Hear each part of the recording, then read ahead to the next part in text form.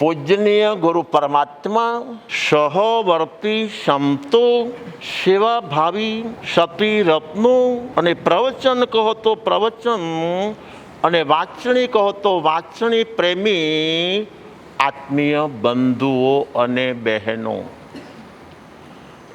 ગઈકાલનો એક વિચાર ઘુમરી ઉપર ઘુમરી, ઘુમરી ઉપર ઘુમરી, ઘુમરી ઉપર ઘુમરી લે છે. છેવટે પરિણામ અદ્ભુત અદ્ભુત અદ્ભુત. જીન દર્શન એક છે. જીન દર્શનને પામવાના અનુષ્ઠાનો અનેક છે. કોઈક જીવાતમાં સમજતો યા ન સમજતો હોય, નવકારની માળા ગણ્યા જ કરે છે, ગણ્યા જ કરે છે, ગણ્યા જ કરી છે. કોઈક જીવાત્માના હાથની અંદર જો નોકારસી આવી ગઈ છે તો યાવત જીવન સુધી નોકારસી કર્યા જ કરે છે, કર્યા જ કરે છે, કર્યા જ કરે છે. જે પરસી પ્રેમી આત્મા છે એ પરસીનું અનુષ્ઠાન કરવામાં આગળ ને આગળ, આગળ ને આગળ, આગળ ને આગળ છે. કોઈ જીવાતમાં એકાસના, કોઈ જીવાતમાં બે આસના, કોઈ જીવાતમાં આંબેલ, કોઈ જીવાતમાં ઉપવાસ, કોઈ જીવાતમાં છઠ અને કોઈ આત્મા ક્યારેક ક્યારેક અઠમને અઠાઈ અને સોળ ભથ્થાને માંસ ખમાવ. આ વિવિધ પ્રકારના અનુષ્ઠાનો એનું આચરણ કરનારા અનેક બંધુ, અનેક બહેનો જોવા મળે છે, જોવા મળે છે, જોવા મળે છે. છતાં પ્રાય કરીને, છતાં કહું છું, બીતા બીતા કહું છું, પ્રાય કરીને અનેક વર્ષો વીતી ગયા છતાં જે વિકાસ થવો જોઈએ, જો હું વિકાસ શબ્દ બોલું છું, બાહ્ય વિકાસની વાત કરતો નથી. બાહ્ય વિકાસના માધ્યમે ભૂતકાળમાં કોઈ વિતરાગ બન્યો નથી, આજે પણ વિતરાગી બનતો નથી, અને બાહ્ય વિકાસના માધ્યમે કોઈ ભવિષ્યમાં પણ વિતરાગી નહીં બને, નહીં બને, નહીં બને. બાહ્ય વિકાસ ખોટો છે એવું કહેવું નથી, પરંતુ એ વિકાસનું જે ફળ છે,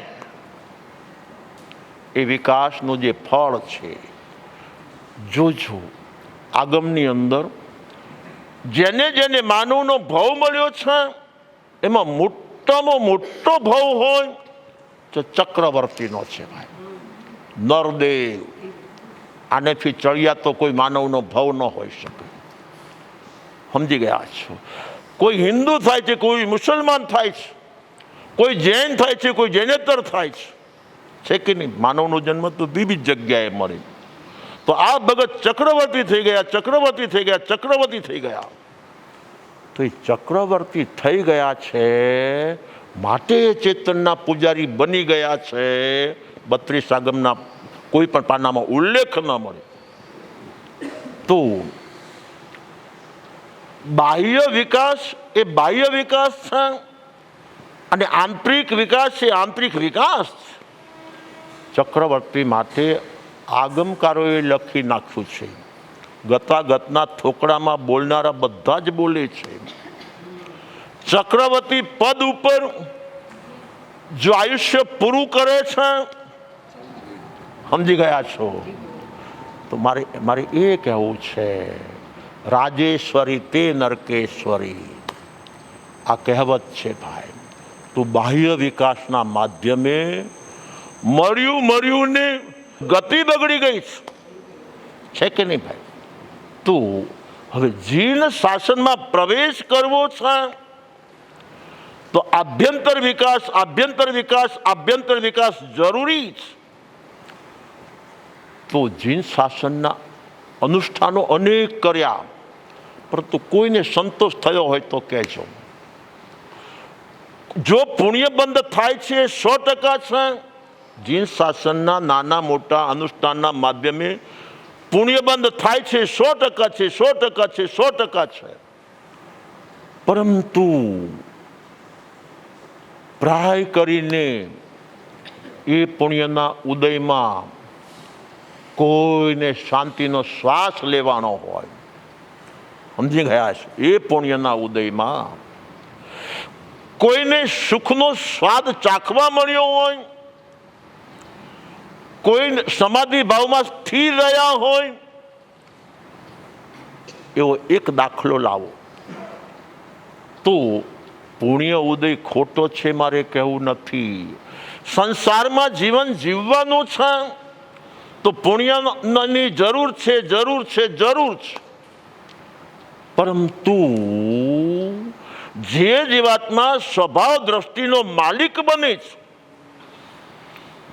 તો સ્વભાવ દ્રષ્ટિના માધ્યમે દ્રષ્ટિમાં ચેતન સિવાય કાંઈ નથી, તો દ્રષ્ટિના માધ્યમે પુણ્ય ઢસડાતું ઢસડાતું પાછળ આવે છે. અને એ પુણ્યના પ્રભાવે જોજો, પુણ્યનું બંધી પુણ્યના ઉદયના પ્રભાવે ગમે તેટલા ખાડા કૂદવા હોય કૂદી જાય અને ક્યાંય કોઈ નર્તરૂપ ન થાય.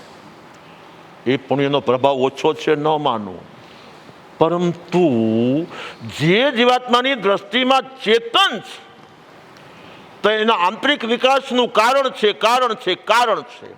તો હવે દ્રષ્ટિમાં તન આવવું સહેલું છે, દ્રષ્ટિમાં મન આવવું સહેલું છે, દ્રષ્ટિમાં ઉચિત ઉંમરમાં આવે તો ધન આવવું સહેલું છે.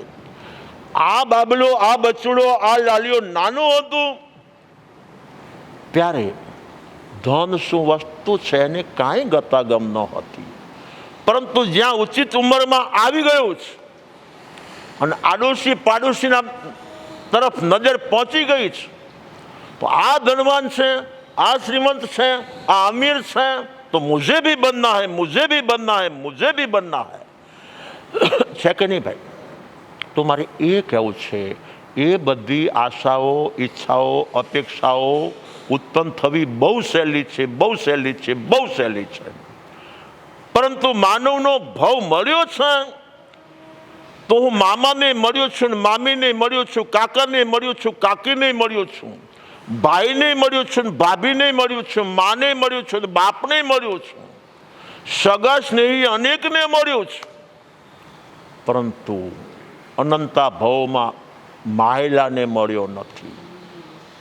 તો આ ભાવની અંદર મારે માયલાને મળવું છે, માયલાને મળવું છે, માયલાને મળવું છે. કોઈને એક વિકલ્પ ઉત્પન્ન થયો હોય તો આંગળી ઊંચી કરો, લો, સમજી ગયા છો. અનેક આશાઓ, ઈચ્છાઓ, અપેક્ષાઓ આ જીવાત્માને હોઈ શકે છે, પરંતુ મારે મને મળવું છે, મને મળવું છે, મને મળવું છે. જે જીવાત્મા માયલાને મળે એને મોક્ષનો માર્ગ મળે છે.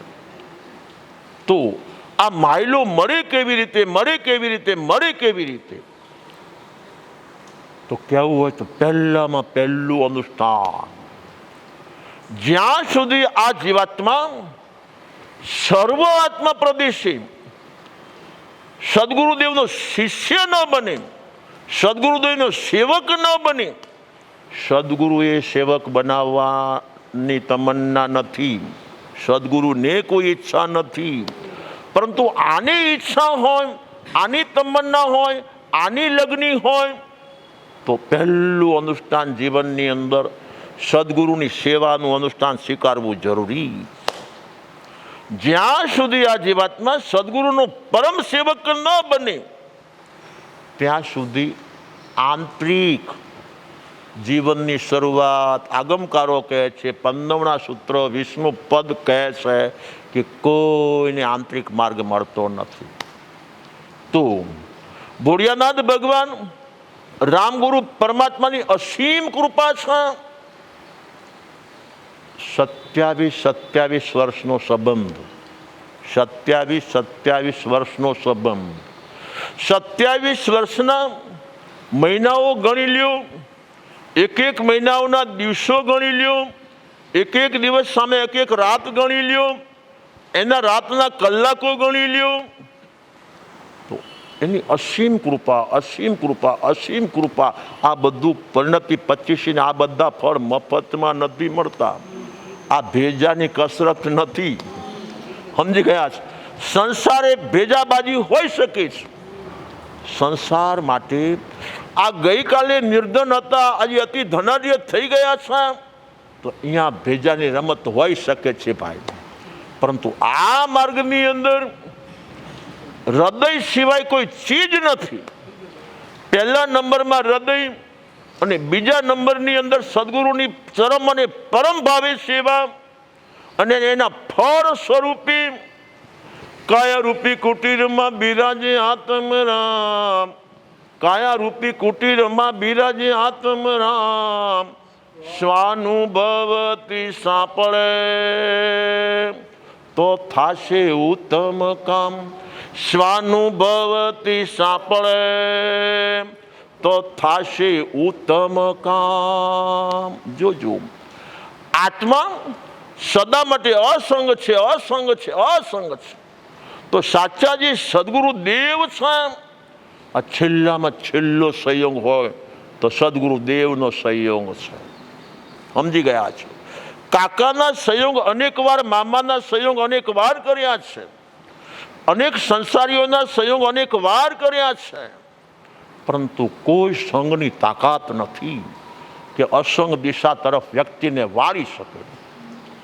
એક સદગુરુ દેવ જ એવા છે કે આ જીવાત્મા જે સર્વ આત્મા પ્રદેશે સદગુરુદેવનો સંગ સ્વીકારી છે, તો એક જગતમાં સદગુરુ દેવ જ એવા છે કે અસંગ તરફ વાળે, અસંગ તરફ વાળે, અસંગ તરફ વાળે. અને જે જીવાત્મા સંગનો પ્રેમી બને છે એને સંસારનો સંગ સદા માટે મળે છે, સદા માટે મળે છે, સદા માટે મળે છે.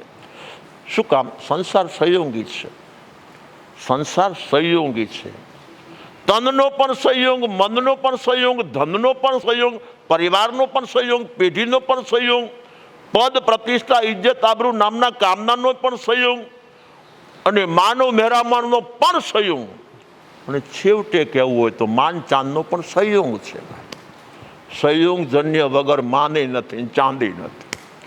આ બધી જે ક્રિયાઓ છે એ સંયોગજન્ય છે, સંયોગજન્ય છે, સંયોગજન્ય છે. તો સાચા સદગુરુદેવ જો આપણને મળ્યા છે અને આ જીવાતમાં સાચા સદગુરુદેવનો ઉપાસક બન્યો છે, તો અસંગ દિશા, અસંગ દિશા, અસંગ દિશા એક ચેતન તત્વની જ હોઈ શકે છે. ચેતન તત્વની અસંગ દિશા છે તો પરિણામ સ્વરૂપે મતિસૂત જ્ઞાનની પ્રાપ્તિ. જોજો ભાઈ, વ્યવહાર મતિસૂત અને પ્યોર નિશ્ચય મતિસૂત. નિશ્ચય મતિસૂત જ્ઞાન જે છે એ સંયોગી નથી, અસંયોગી છે. નંદી સૂત્રમાં ઉલ્લેખ મળે છે કે વ્યવહારિક જે મતિસૂત જ્ઞાન છે એ ઇન્દ્રિય ગમ્ય છે, ઇન્દ્રિય ગમ્ય છે, ઇન્દ્રિયજન્ય છે. અવધિ જ્ઞાન ઇન્દ્રિયજન્ય લાવી દઉં. સમજી ગયા છો ભાઈ? મૂળ પાઠ બધા શીખી જાય છે, પરંતુ એનો ગુઢાર્થ શું ચીજ છે? અવધિ જ્ઞાન અસંયોગી છે, અસંયોગી છે, અસંયોગી છે. મન પર્યવ જ્ઞાન આના મનની ઘટઘટની મનની જાણે, પરંતુ પોતે અસંયોગી છે. એ સંયોગને જાણે ખરા પણ પોતે અસંયોગી છે. કેવળ જ્ઞાન પોતે અસંયોગી છે. લોકાલોકને જાણે, લોકાલોકને જાણે, લોકાલોકને જાણે છે. લોક સંયોગી છે. જ્યાં 6 દ્રવ્યોનો સમૂહ છે એને લોક કહેવાય છે. સમજી ગયા છો? તો મારે એ કહેવું છે, એક સદગુરુદેવની આ કાળની અંદર પણ તન તોડીને, મન જોડીને, વિચારવાણી વર્તનના માધ્યમે, હરેક અધ્યવસાયના માધ્યમે જો આ જીવાતના સદગુરુના પડખા સેવેલા છે તો એનું પરિણામ પરિણતિ 25, પરિણતિ 25, પરિણતિ 25. આ મારી એ નથી, મારા બાપાની એ નથી. આ હોય તો સદગુરુદેવની દેન છે. અને સદગુરુદેવની જે દેન હોય, આભ્યંતર વધતા બાહ્ય, આભ્યંતર વધતા બાહ્ય, આભ્યંતર વધતા બાહ્ય છે. સદગુરુની જે દેન છે, જીન શાસન છે, નિશ્ચય નહીં અને વ્યવહાર નહીંથી સભર છે. તો વ્યવહાર જે નય છે એ બાહ્ય છે અને નિશ્ચય નહીં છે એ સ્વાધીન સ્વતંત્રની અંદર છે. તો આપણે આની કરી આવ્યા છીએ 8મી અને 9મી. જેવા ભાવ તેવા ભવ પોતાને મળે છે.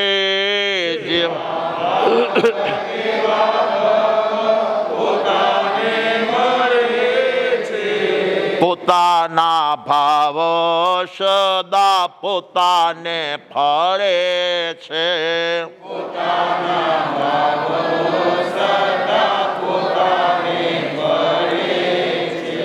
તમારા ભાવો સદા તમોને ફળે છે.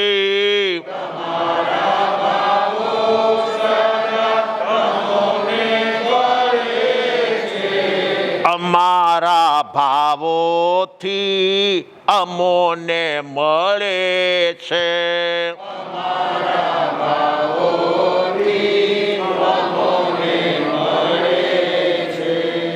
આપણે કહીએ ને ભાવ તેવા ભાવ, ભાવ તેવા ભાવ, ભાવ તેવા ભાવ. તો ભાવ ઉત્પન્ન થતા હોય તો અંદરના કોઠામાંથી ઉત્પન્ન થાય છે. પાછું જોજો એની અંદર 3 માધ્યમ હોય છે. મન માધ્યમ હોય છે, વિચારવાણી વર્તન માધ્યમ હોય છે, આડોશી પાડોશી માધ્યમ હોય છે. એ બધા નિમિત્ત હોઈ શકે છે. પરંતુ જે દેહરૂપી દેવળની અંદર ભાવિનો ભગવાન વિદ્યમાન છે જ નહીં, તો હવે ભાવ ઉત્પન્ન કરાવો. ડેડ બોડી આખી પડેલી છે. ભાવનો અભાવ, ભાવનો અભાવ, ભાવનો અભાવ. કેમ ભાઈ? એની પાછળનું કારણ આ દેહ એક છે, એના અંગોપાંગ અનેક છે. આટલા બધા અંગોપાંગ હોવા છતાં કોઈ અંગોપાંગની તાકાત નથી કે નાનામાં નાનો સૂક્ષ્મમાં સૂક્ષ્મ ભાવ ઉત્પન્ન કરી શકે. પરંતુ ભાવ ઉત્પન્ન કરનારો ચાલ્યો ગયો છે. સમજી ગયા છો ભા? તો એનો અર્થ એ થાય જ્યાં જ્યાં સંસારી આત્મા છે ત્યાં ત્યાં જે શુભાશુભ ભાવ છે એની અંદર બાહ્ય બધા નિમિત્ત છે, નિમિત્ત છે, નિમિત્ત છે. પરંતુ અસલી ભાવ ચેતન પોતે કરે છે, પોતે કરે છે, પોતે કરે છે. માટે અપ્પા કરતા વિકર્તાયો. આત્મા સવડાનો કરતા છે અને આત્મા અવડાનો પણ કરતા છે. શુભ ભાવનો સર્જનહાર ચેતન છે, અશુભ ભાવનો સર્જનહાર પોતે જ. પાછા પોતાના સ્વભાવમાં શુભ ને અશુભનો અભાવ છે. ચેતન તત્વના સ્વભાવમાં શુભ અને અશુભ બેનો અભાવ છે, બેનો અભાવ છે, બેનો અભાવ છે. તો બંનેનો અભાવ હોવા છતાં આ શુભ અને અશુભ ભાવ આવ્યા ક્યાંથી, આવ્યા ક્યાંથી, આવ્યા ક્યાંથી? તો જેટલા દ્રષ્ટાંત કહેતા હોય એટલા આપી દો. પહેલા નંબરની અંદર કેવું હોય તો ભૂતકાળમાં ચકમક આવતું.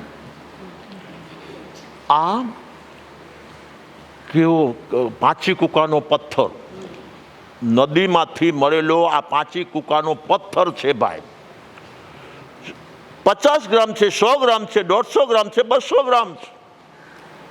ગામડાની અંદર ડાબા હાથમાં આ પથ્થર ઉપાડતા. સમજી ગયા છે? આ પથ્થરની અંદર અગ્નિનો અભાવ છે, અગ્નિનો અભાવ છે, અગ્નિનો અભાવ છે. અને સામે લોખંડની આટલી પટ્ટી છે ભાઈ. લોખંડની 1/2 ઇંચ જાડી અને 3-4 ઇંચ પહોળી, લાંબી, 3-4 ઇંચ લાંબી આટલી દાદાના હાથમાં પટ્ટી છે ભાઈ, લોખંડની છે. આ લોખંડની અંદર જોવામાં આવે તો અગ્નિનો અભાવ છે, અગ્નિનો અભાવ છે, અગ્નિનો અભાવ છે. સામે ડાબા હાથના પથ્થર છે, પાંચી કૂકો છે, એમાં અગ્નિનો અભાવ છે, અગ્નિનો અભાવ છે, અગ્નિનો અભાવ છે. બંનેમાં અગ્નિનો અભાવ હોવા છતાં જ્યારે બંનેનું ઘર્ષણ થાય છે, અગ્નિ ઉત્પન્ન થાય છે, અગ્નિ ઉત્પન્ન થાય છે, અગ્નિ ઉત્પન્ન થાય છે. તો અગ્નિ ઉત્પન્ન થાય તો 2 પ્રકારે છે, કાં તો જ્યોત થાય ને કાં તો જ્વાળા થાય. સમજી ગયા છો ભાઈ? એવી જ રીતે, એવી જ રીતે એક બાજુ ઉદય છે, બીજી બાજુ ઉપયોગ છે. એક બાજુ ઉદય છે, બીજી બાજુ ઉપયોગ છે. તો ઉપયોગ જેના આશ્રિત છે, ઉપયોગ કોના આશ્રિત છે? ચેતન આશ્રિત છે ભાઈ, આત્માને આશ્રિત ઉપયોગ છે. ઉદય કારમણ કોથળાને આધારી છે. કારમણ કોથળો એ કારમણ કોથળો છે, ચેતન એ ચેતન છે. કારમણ કોથળો વિનાશી છે, તો એના ઉપર જે ઉત્પન્ન થતું હોય એ અવિનાશી ક્યારેય ન હોઈ શકે. તો ઉદય કારમણ કોથળાની દેન છે. તો કારમણ કોથળો વિનાશી, એટલે ઉત્પન્ન થયેલો ઉદય પણ વિનાશી વિનાશી વિનાશી છે. હવે આ બાજુ ચેતન, ચેતન પોતે અવિનાશી છે, ચેતન પોતે સ્વયંભૂ છે, ચેતન પોતે નિત્ય છે, ચેતન પોતે શાશ્વત છે. તો ઉપયોગ નામનો ગુણ પણ જેવો ચેતન એવો એનો ગુણ, જેવો ચેતન એવો એનો ગુણ. આપણે કહીએ ને બાપ એવા બેટા ને વડ એવા ટેટા, તો એ અસલી કહેવત હોય તો ચેતન અને ચેતનના ગુણોને લાગુ પડે છે. જોજો, બાપ એવા બેટા આ કહેવત છે એ બધી જગ્યાએ લાગુ ના પડે. કાલ સૂર્ય કસાય બાપના સ્થાને છે, અને એનો જ દીકરો સુલસ, એનો જ દીકરો સુલસ. સમજી ગયા છે? બંનેમાં આકાશ પાતાળનું અંતર છે, આકાશ પાતાળનું અંતર છે, આકાશ પાતાળનું અંતર છે. એક જીવાતમાં શુભનો હિમાયતી છે, એક જીવાતમાં અશુભનો હિમાયતી છે. પિતા અને પુત્ર છે. માટે બાપ એવા બેટા એ સર્વત્ર લાગુ ન પડે. પરંતુ જોજો, ચેતન એક છે, ચેતનના ગુણો અનંતા છે. અનંતા ગુણોની સમયની પર્યાય એક ને એક છે. કેમ? એની પાછળનું કારણ ચેતન એક છે માટે. સમજી ગયા છો? ચેતન એક તો ચેતનના ગુણો અનંતા, પરંતુ અનંતા ગુણો પોતે પાછા એક ને એક જ છે. જ્ઞાન ગુણ કોઈ દી બે જોવા મળે? દર્શન ગુણ કોઈ દી બેનો આંકડામાં જોયા?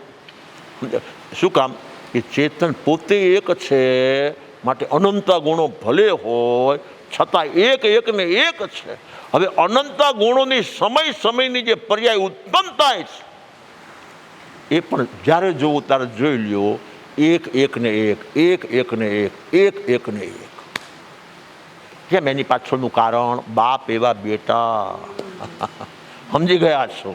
જો વર્તમાન કાળે બાપ અજ્ઞાનના સ્થાને છે તો ગુણો પણ અજ્ઞાનનું જ કામ કરે છે, અને પર્યાયો પણ અજ્ઞાનનું જ કામ બતાવી છે.